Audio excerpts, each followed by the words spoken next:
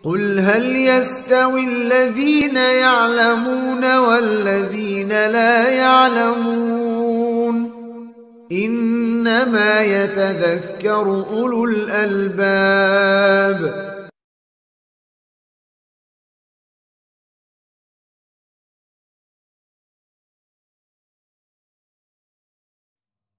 Yang pertama, Allah Subhanahu wa ta'ala menjadikan 4 perkara ini saling bertautan. Apa 4 perkara itu? Yang pertama kita terjemahkan dulu, wal asr, demi masa sesungguhnya manusia senantiasa berada di dalam keadaan yang merugi. Di dalam keadaan merugi, kecuali orang-orang yang beriman. Illal ladzina amanu, orang-orang yang beriman, beramal soleh, saling menasehati dalam perkara yang hak dan saling menasehati dalam perkara yang menuju kesabaran.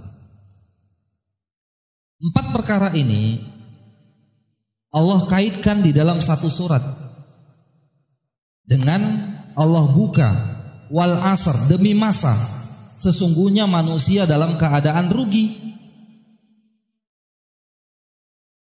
Karena masa itu adalah waktu untuk kita menanam. Kalau kita tidak ingin rugi, maka kita tanam kebaikan-kebaikan. Kalau ada orang yang ingin merugi, maka silahkan tanam keburukan-keburukan. Nah, seakan-akan Allah ingin menginformasikan kepada kita bahwa kunci atau jalan untuk selamat dari kerugian itu adalah kita harus beriman yang pertama. Ya, beriman, karena iman membuat hidup kita semakin terarah. Ini anak-anak muda, ya, harus mengerti tujuan hidup. Kalau ditanya tujuan hidup kalian apa? Banyak yang bingung. Tapi kalau ditanya cita-cita kalian apa? Wah, itu gak bisa kita dengar. Ada yang mau jadi pilot, ada yang mau jadi abdi negara, ada yang mau jadi buronan negara. Pokoknya itulah. Iya kan? Ya. Nah. Tapi kalau ditanya tujuan hidup kalian apa? Masa sih orang sudah balik gak tahu tujuan hidup? Hah? Kalau dikatakan seperti ini kepada antum, misalnya, tujuan hidupnya apa? Oh, saya nggak tahu. Lalu orang ini katakan, loh, kenapa Anda hidup? Nggak tahu tujuan.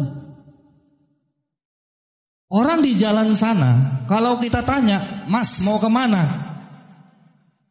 Dia jawab, hanya orang yang sedikit pangling saja nggak punya tujuan, ya, nggak tahu saya mau kemana ini, nggak tahu.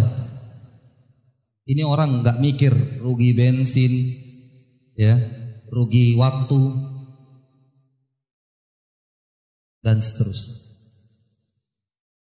Kalau saja di dalam kehidupan dunia ini sedikit sekali orang yang tidak memiliki tujuan. Ketika dia berjalan, sedikit sekali yang tidak mempunyai tujuan. Tuh ribuan orang setiap hari lewat di jalan depan kita ini. Semuanya punya tujuan. Mungkin 1-2 yang tidak punya tujuan. Itu dalam urusan keduniaan. Lalu bagaimana mungkin ada seorang hamba muslim ditanyakan kepadanya, apa tujuan hidup Anda? Dia tidak bisa menjawab. Ini musibah. Musibah. Nah, oleh karenanya ya, anak-anak muda khususnya jangan ada yang tidak tahu tujuan hidup. Kenapa? Agar antum tidak terombang-ambing dengan kondisi dan keadaan yang kian hari semakin seru. Iya kan? Nah, semakin tidak bisa diprediksikan. Kata Nabi Shallallahu Alaihi Wasallam menerangkan kondisi akhir zaman itu, ada sebagian dari hambaku yang pagi hari dia beriman, sore harinya kafir, kufur. Sore hari beriman, pagi harinya kufur.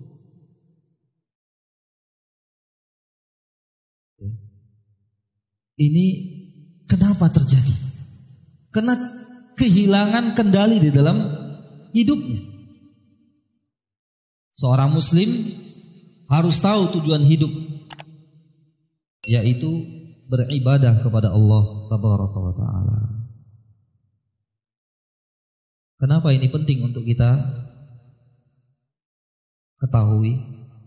Agar kalau urusan dunia berseberangan dengan urusan akhirat yang merupakan tujuan hidup, mana yang kita lebih dahulukan? Kita dahulukan adalah urusan-urusan yang berkenaan dengan tujuan hidup.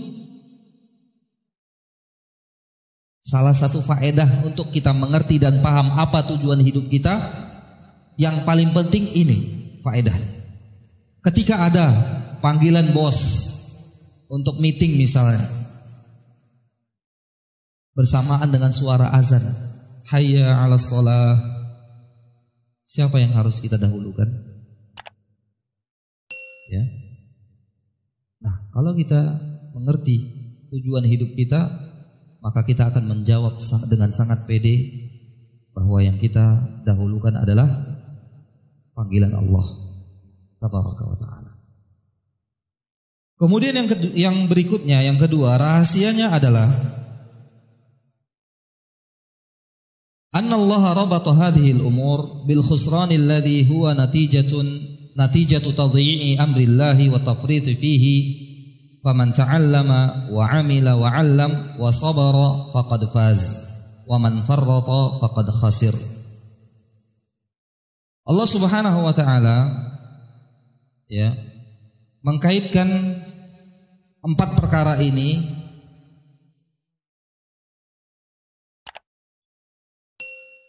untuk mewanti-wanti agar orang ya tidak tafrid, tidak bermudah-mudahan, tidak teledor di dalam 4 perkara ini,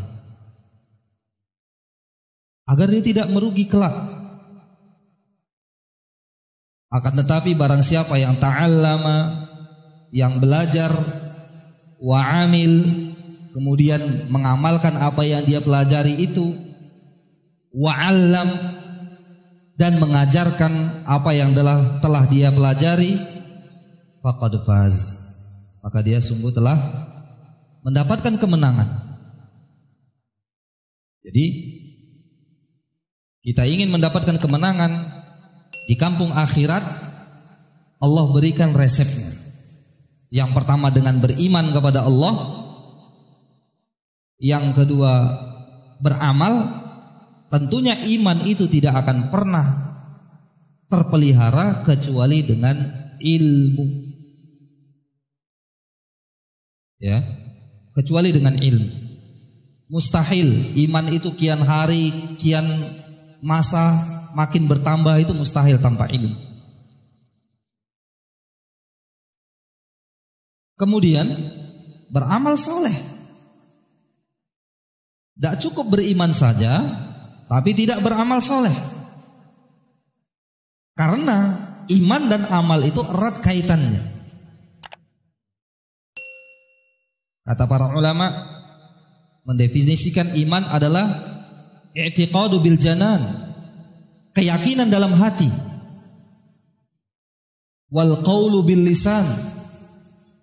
Setelah meyakini, kemudian kita dituntut untuk mengucapkan dengan lisan. Karena biasanya hadirin yang dirahmati dan diberkahi oleh Allah Subhanahu wa Ta'ala, apa yang di dalam hati itu yang keluar. Apa yang di dalam hati itu yang keluar. Meskipun orang mencoba untuk berkamuflase, hidup dengan gaya bunglon, tetapi itu insya Allah akan terbongkar paling banter terbongkar di hadapan Allah tabaraka wa taala. Oleh karena itu orang-orang munafik, sebagian para sahabat Nabi sallallahu alaihi wasallam tahu, melihat ciri-ciri mereka. Kenapa? Di dalam hati itu tidak bisa dibendung. Dia akan melahirkan ucapan-ucapan. Orang yang sebenarnya dia tidak ramah, ya, seberapa kuat dia menjaga untuk berpura-pura ramah, suatu saat itu akan terbongkar, percayalah. Ya, karena kata para ulama, al-ina'u bima fihi yandah. Bejana itu mengeluarkan apa yang ada di dalamnya. Kalau isinya air putih, keluar air putih. Tidak akan mungkin keluar madu. Kalau isinya racun, yang keluar apa? Racun pula. Ya. Jadi hati dengan amalan zahir itu sebenarnya selaras. Oleh karena itu kita harus benahi hati kita. Jangan sibuk dengan penampilan fisik. Khususnya anak-anak muda nih, yang perhatian mereka kepada penampilan fisik lebih besar ketimbang orang yang sudah tua. Yang berikutnya, wal amalu bil arkan. Ya, dan setelah kita meyakini, mengucapkan, kemudian kita mengamalkan dengan anggota tubuh kita. Ini adalah iman.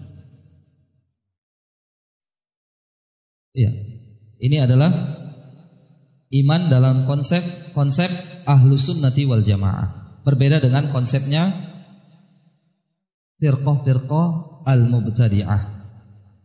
Ya. Kita cukupkan sampai di sini dulu pertemuan kita pada kesempatan kali ini. Mudah-mudahan bermanfaat.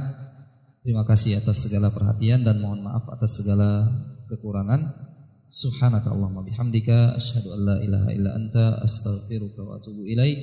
Wa akhiru da'wana anil hamdulillahi rabbil alamin. Assalamualaikum warahmatullahi wabarakatuh.